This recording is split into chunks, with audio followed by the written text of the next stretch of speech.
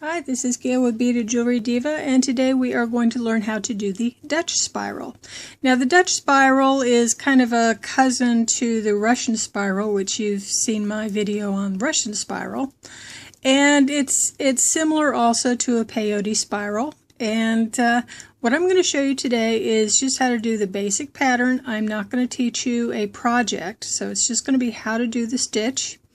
But if you'd like for me to go ahead and do a project with Dutch Spiral, just go ahead and hit the like button and I'll know that you're interested. I will go ahead and show you with this piece I'm going to demo, and then I will talk about the patterns for these other two pieces and show you the differences, or talk about the differences between these three. And I'll also help you with some troubleshooting tips.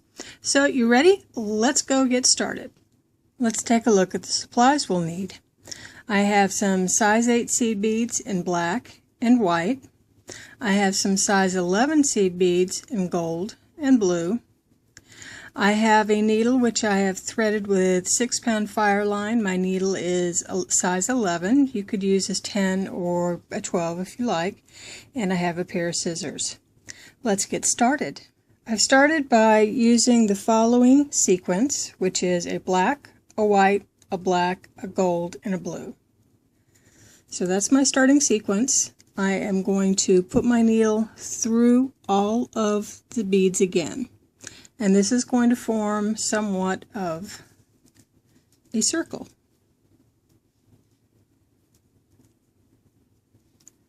See if we can get this a little bit better in focus for you. Okay, forms a circle. I'm going to go through the black,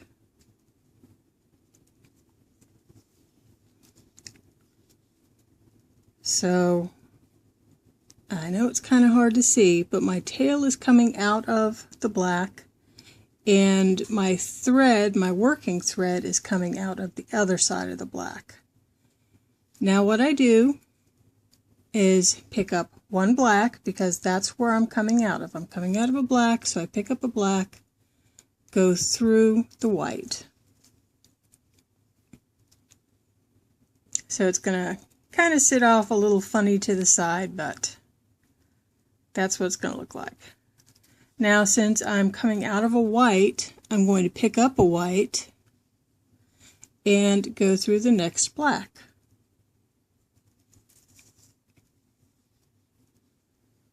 So it looks like this. I'm coming out of a black, so you guessed it, I'm picking up another black, and I'm going through the gold, and just the gold. I am not going through the blue one.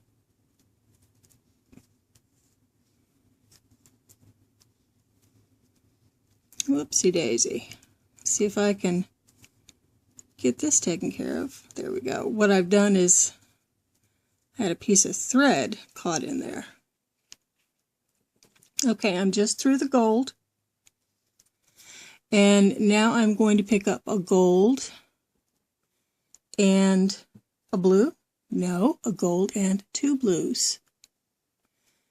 So with the Dutch spiral, you're increasing for every single step that you take until you reach the size you want.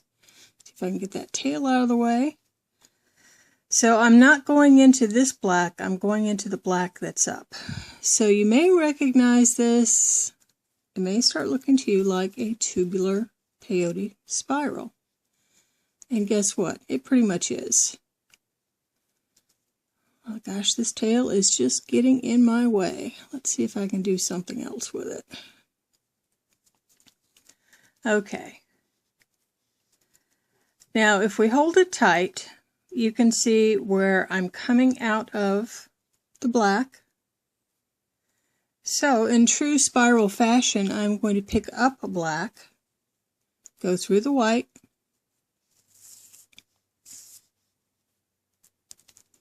and yes, it all kind of looks a little funky at the moment, but it's going to take on a tubular shape with the very next round, or it's going to start to anyway.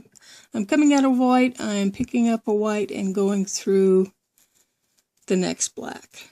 Now, if you're having a hard time figuring out which one is the next one, what you're always going to think of is you're going to want to go through the second. So on my next one, when I pick up a black, I'm not going to go through this gold bead. I'm going to go through this gold bead. Coming out of a black, pick up a black, go through the top gold. Do not go through the blues, because the blues are our increases.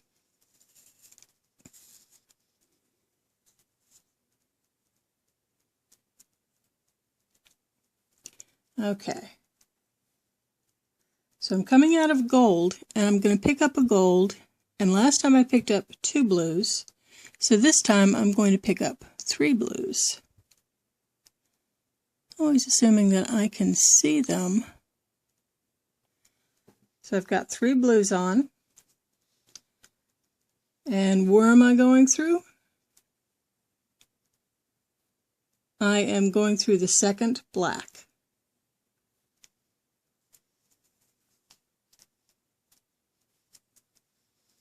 Probably should have started with a shorter thread. I wouldn't be fighting it quite so much for this demo. Okay, so you see that it's vaguely starting to take on a tubular shape. So what I'm going to do is, I'm not going to worry so much about the spacing at the moment, because you see a bunch of thread like between these beads. I'm not going to worry about it for the moment, because I can come back and tighten that up. But I'm coming out of a black, going through a white, so I'm going to pick this up faster now. Coming out of a white, so I'm going to go through the next black.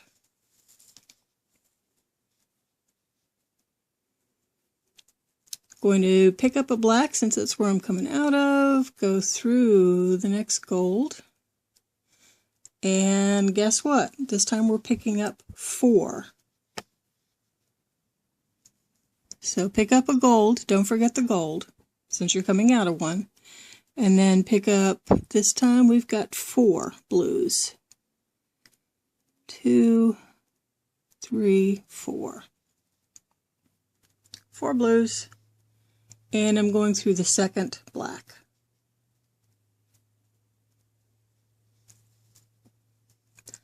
Boy, the threads are just not with me today.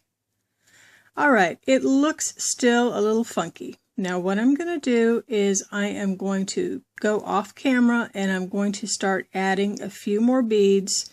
So I'm going to stop when I get to, I think, round 8. So I'm going to add 8 of the blue beads, and then I'll show you where I'm going to go from there. A few more rounds of 8s, and so I wanted you to see what the spiral was looking like. So it's starting to do a nice spiral. You're not going to get a tight spiral at this point, but it is starting to form it. So I want to show you some troubleshooting tips. All right, so right now my thread is coming out of a black bead. So I'm going to go ahead and put in the black. And now I see that I'm going to have to go through another black bead, so I start thinking black, and I pick up a black. That's a real common problem, and that's something that you've got to avoid. Now you can see the break in the pattern. Just think that you've got to pick up the color that you're coming through and not the color that you're going into. And that is one of the biggest problems, and I run into that all the time. I'm just so concentrating on the next bead that I'm going to go through that I pick up that color instead. The other thing that, with this particular pattern at least, that I have somewhat of an issue with is, okay, I've picked up this white, I'm going through the white, now I've got this black, I have this gold staring me in the face, and my tendency is to forget that I need to pick up a black first. And that's partly because the spacing is so close at this point. I'm seeing the gold, I want to pick it up, and if you do that, same thing happens. It's going to mess up your pattern. Something you want to do is every few rows you want to go through, just kind of turn it and make sure that your pattern is all working out fine. Now if you see something that's a couple rows down that, oops, I see I made a mistake, guess what? You're just going to have to go ahead and rip it back. Okay, what about if you pick up too many of your fringe beads, for lack of a better term? Say I picked up 9 instead of the 8. Depends, if it's like a row or two back, I would probably go ahead and rip it back and do it over again. If I didn't notice it until I was like 10 rows up, I would probably just say, oh well, I'm going to leave it. Up to you. If you're a perfectionist, rip it on back. If not, you probably aren't going to notice by the time this whole thing is done. So it's more of a problem of picking up the wrong color pattern than it is having one extra bead, for example, in these. Now, also, I picked up 8 beads. You can pick up far more than that. You can pick up fewer. If you like to go ahead and stay at, say, like 2 or 3, go ahead and go for it. It's up to you how many you want to use. Now let's go ahead and do a decrease. So I'm coming out of a black, pick up a black, go through the gold. Last time I put on 8 of my blue beads. So I'm picking up the gold, because remember that's what I'm coming out of. Now I'm going to pick up 7 beads.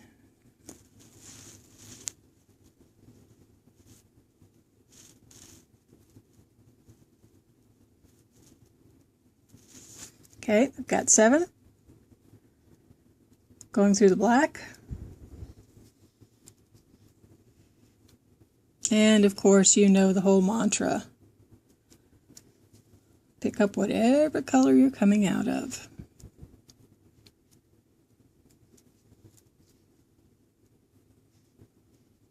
Okay, the next one, I just picked up 7 on the last round, so this one I'm picking up 6.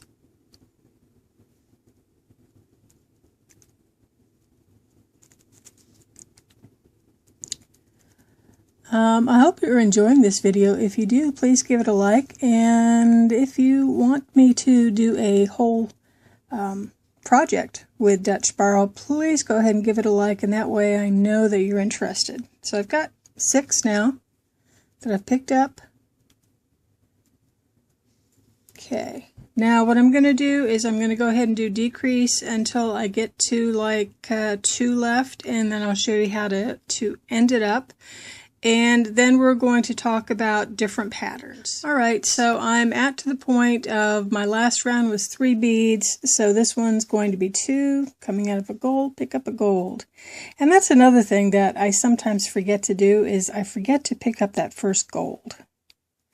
Okay, gold and 2 of them through black, and we are just about done.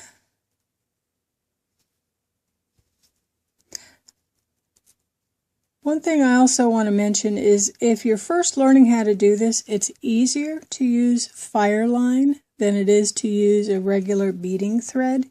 And the reason being is it's stiffer and it'll help hold the tension a little bit better. If you don't have Fireline, then go ahead and, maybe wax your thread or use a double thread. Okay, so I'm down to the last one. Whoops, sorry, I was off camera there. So I've got 1, picking up 1, then going through the next blue, or next black. So here is where I'm at, and I have a couple of options. You see that this white one is kind of sticking up a bit. You have to just look at your pattern and decide what you want to do.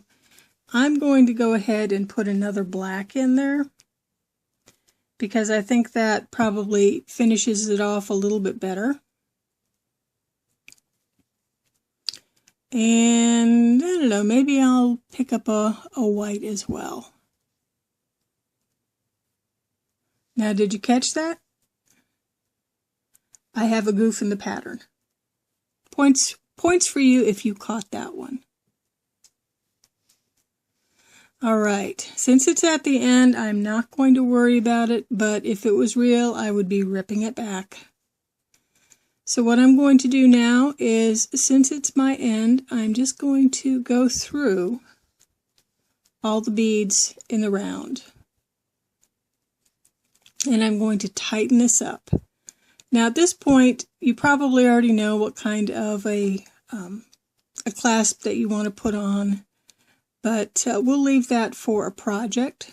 And this, like I said, is really just learning how to do it totally. So, okay. I've got it all tied up at the top. And I'm just going to work my way down a little bit. And also remember that when you're actually doing a project with this, and for the life of me I can't get in between these beads. When you're really doing a project like this, and I'm just going to go through another bead,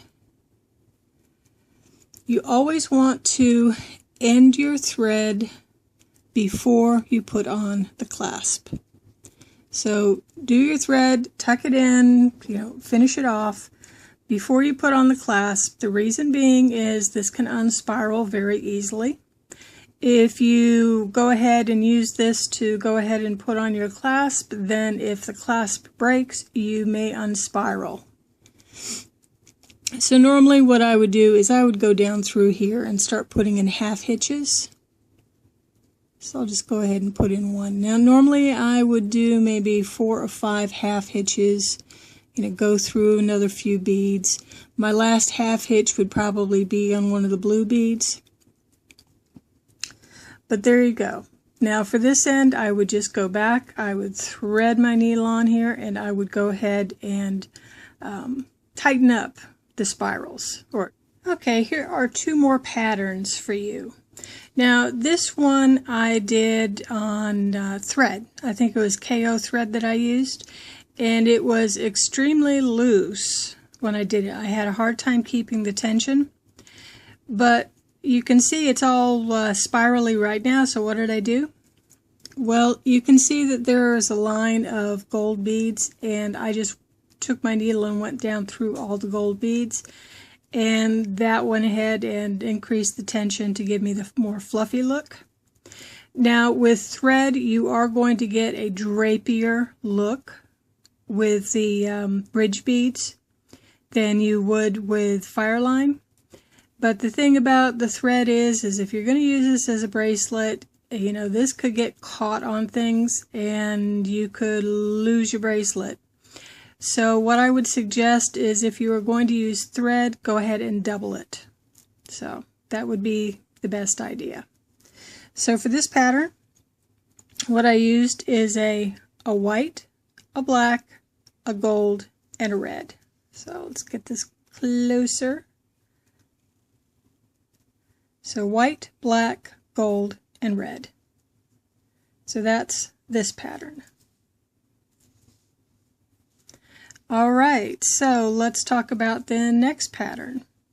This is a bracelet that I made. This was my first real project that I ever did with Dutch Spiral, and I think it came out kind of cool. So my pattern on this one, it's a little bit bigger, and I did it with Fireline, so it's a little bit more firm. My pattern is, whoopsie daisy. Let's get this closer, more in focus. Okay, my pattern is black, an iris, a black, and these 3 are size 8s, and then 2 11s. I have a color line white and a mauvey color. So that's my pattern for this one. For this one, I also had another bead right in the middle of my bridge, and that was a gold bead that I can't find at the moment.